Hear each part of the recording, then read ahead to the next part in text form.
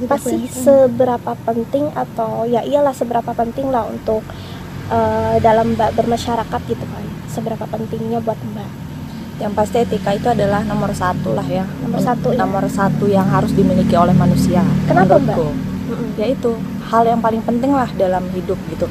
Karena etika kan awal dari pondasi kita terlahir sebagai manusia untuk mungkin bersosialisasi, untuk nanti ke depannya itu kan pasti kehidupan kita kan akan jauh lebih lebih jauh lagi ya, lebih panjang lagi lah kehidupan, pasti sangat penting.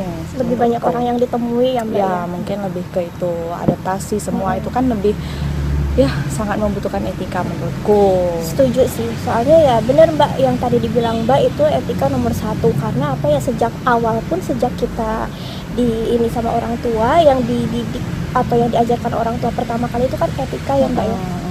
Makanya ya itu memang beneran fondasi kita untuk bersosialisasi, untuk interaksi sama orang lain. Ya setuju. Jadi modal dasar mungkin untuk untuk kita yaitu dilepas ke masyarakat lah, katakanlah gitu. Menurutku kan bakalan sama. Iya. Terus Mbak gini, Mbak selama ini pasti dong pernah menemukan satu orang yang bisa dibilang etikanya kurang beretika gitu. Itu Mbak, tanggapan Mbak terhadap orang-orang yang seperti itu seperti apa? Sebenarnya yang pertama miris ya. Miris banget. Maksudnya gini, itu yang pertama kita harus lihat apakah kesalahan dari orang tua atau kesalahan emang dari pribadi anaknya gitu, yang katakanlah bebal, mungkinnya bahasa Indonesianya bebal gitu. Tapi kalau seandainya emang orang tua udah didik baik dengan etika yang baik gitu, tapi anaknya tetap kayak gitu, berarti emang kesalahan di anak. Tapi kalau seandainya emang orang tuanya emang nggak ngajarin etika gitu kan, ya bisa jadi ya dampaknya sekarang anaknya makanya nggak punya etika menurutku. Seperti itu. Kadang opini orang di luaran sana beda ya Mbak, etika tentang etika gitu. Dan etika ini kan sebenarnya luas, menurutku artinya sangat-sangat luas. Dan itu kan memang diajarkan di mana-mana.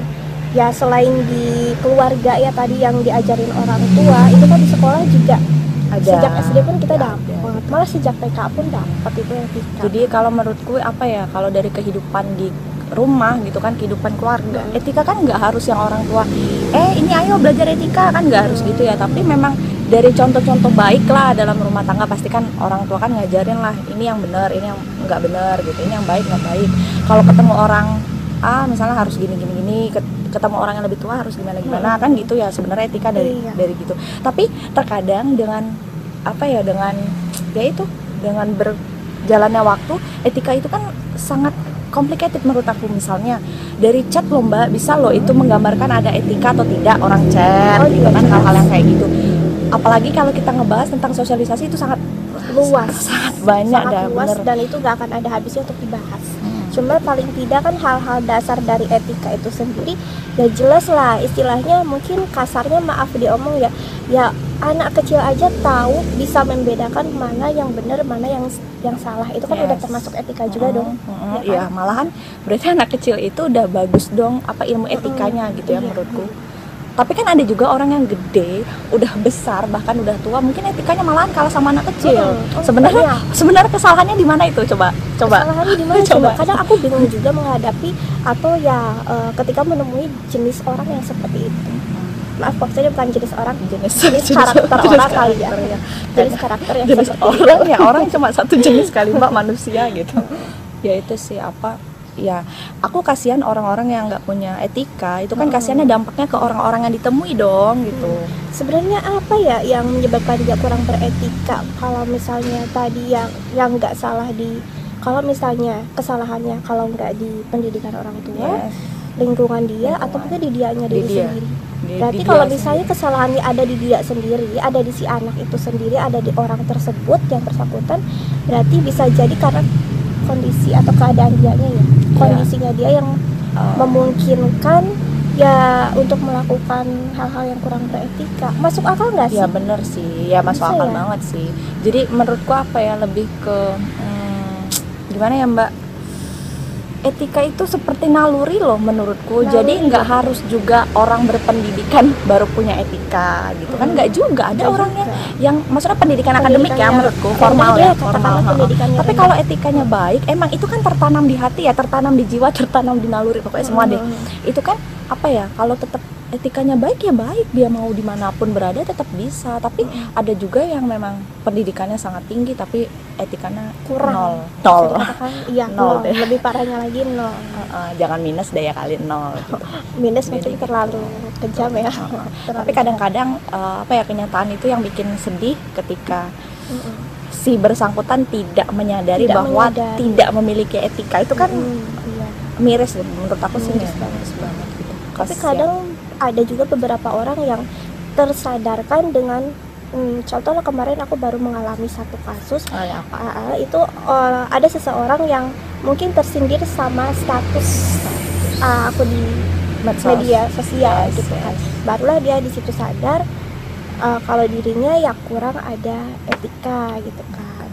Tapi kalau ini jadi nyambung ke status ya Mbak ya. Ya. Ini ngomong-ngomong soal status, Mbak sendiri pasti pernah dong ya update status atau mungkin sering barangkali ya. Aku anak alay Mbak. Iya. Nah itu sebenarnya apa sih Mbak yang mendasari Mbak bikin status gitu kan? Maksudnya karena ada ungkapan yang memang pengen diungkapkan atau mungkin iseng-iseng doang atau apalah gitu. Jadi menurut aku Alasannya. apa ya, kalau tujuan kita ngupdate status dan apalah itu sebenarnya itu tergantung sama kepribadian orang masing-masing sih Mbak. Menurutku ada orang yang nganggap alay banget gitu apa-apa dibikin status gitu-gitu. Tapi ada juga orang yang jarang bikin status, tapi sekali bikin status emang ungkapan perasaan yang mau diluapkan. Dan menurutku sah-sah aja kalau selagi itu memang punya dia, akun-akun dia kan. Dia mau mengungkapkan apapun, dia mau sealay apapun, dia mau apa sih yang gimana, narsis atau apa, itu terserah dia menurutku Hak gitu kan, pribadi hak-hak, ya, yes. hak Jadi asasi. terserah dia gitu. Tapi kalau aku pribadi, ketika aku meluapkan kata-kata yang sangat-sangat perlu aku tulis gitu ya, itu berarti emang isi hati, ungkapan. perasaan ya saat itulah gitu, Yang mungkin pengen nggak bisa diungkapkan. jadi sama pengen kata-kata. diluapkan dengan status gitu. Memang kadang-kadang apa ya, takutnya status itu malah menyinggung, mengumbar ini sih apa ya, perasaan kita. Jadi kadang-kadang nggak emosi kelihatan ya kalau lagi emosi kan Mbak. Kadang-kadang juga aku rada-rada apa ya, ngontrol. yes, ya malah kurang kontrol, lost kontrol malahan kan. Tapi kadang-kadang plong aja kalau udah bikin status menurutku gitu. Karena ya itu bagaimanapun salah satu ungkapan inilah ya, yang itu kan orang mengungkapkan sesuatu itu kan banyak macamnya, banyak caranya. Mungkin salah satunya dengan cara update status itu orang bisa lebih plong. Paling nggak ya, walaupun nggak nyelesain masalah, adalah gitu ya, kelegaan sendiri lah gitu. Tapi emang ada orang yang nggak setuju sama statement itu, malah dipikir bahwa ngapain sih bikin status gitu, nggak ada faedahnya dan bla bla bla bla gitu sih. Itu tergantung individu menurutku. Dan orang juga sebenarnya bikin status kan ya bener tadi kembali ke tergantung karakternya masing-masing, jenis kepribadiannya. Tapi ada juga kan orang, contohnya aku juga kan bikin status gak hanya yang karena ungkapan perasaan di sini, tapi ada juga yang dengan tujuan tertentu. Ada juga yang pengen aja gitu kan, pengen aja bikin status kayak gitu karena kata-katanya bisa dibilang mungkin menginspirasi juga. Tapi menginspirasi di sini bukan untuk orang lain ya, kalau orang lain yang baca ya terserah, tapi paling nggak buat aku dan Pribadi, menurutku ya. itu layak untuk di share, kenapa enggak Iya sih. gitu. Jadi nggak melulu juga ungkapan gitu kan. Nggak melulu Kita juga bikin ungkapan. status lagi galau terus dibilang wah lagi galau gitu, Enggak. lagi falling in love, pasti di-upload juga dengan kata-kata cinta lah, enggak lah Enggak gitu juga. ya gitu. Tapi ketika emang kayak bermuatan emosi, malah menurutku rata-rata emang lagi emosi Iya, gitu, kalau kebanyakan emosi orang lagi. gitu. Selebihnya sih ya itu pribadi masing-masing Mbak ya, memilih Itu status.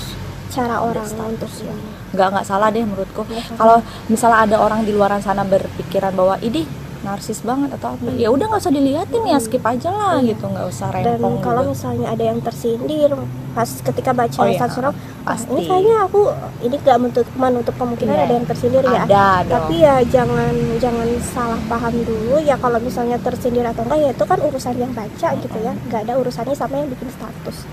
Yang bikin status jelas urusannya yaitu cara gua mengekspresikan diri atau cara gua untuk apa ya, cara gua untuk mengungkapkan apa yang ada di benak gitu kan, atau ya cara apa lagi lah gitu. Karena kan, gini, macam-macam. orang terkadang tidak semua orang bisa curhat sama orang lain gitu kan. Betul. Jadi untuk cari teman curhat atau untuk mengungkapkan curhatan itu kan sulit ya, nggak semua orang bisa, jadi bisa aja lewat medsos gitu ngambil status dan sebagainya, dan lumrah aja sih gitu menurutku, selagi memang kita nggak ngusik orang ya secara live gitu atau gimana gitu, ya nggak masalah sih gitu. Jadi emang penting banget sih Mbak etika itu menurutku. Iya, penting. Jadi ya sebesar itu ya pentingnya, karena ya udah jelas-jelas ya nomor satu lah ya, nomor satu. Jadi emang benar-benar fondasi. Jadi kalau memang etika itu menurutku ya itu menggambarkan seberapa baik martabat orang, seberapa baik harga diri orang, semuanya di situ sih. Etika udah complicated lah, udah kompleks ya, kompleks. Jadi kesimpulannya mungkin bisa dibilang kalau etika itu cerminan dari pribadi seseorang. Setuju kan? Setuju banget, beneran. Jadi kalau etikanya kurang, mohon maaf, mungkin cerminan pribadi Anda kurang baik. Tapi kalau etikanya bagus, bisa dibilang pribadi Anda lebih baik gitu. Dan itu juga sih etika nggak diukur dari seberapa tinggi pendidikan seorang deh. Itu betul ya. Udah, sekian untuk hari ini dan terima kasih.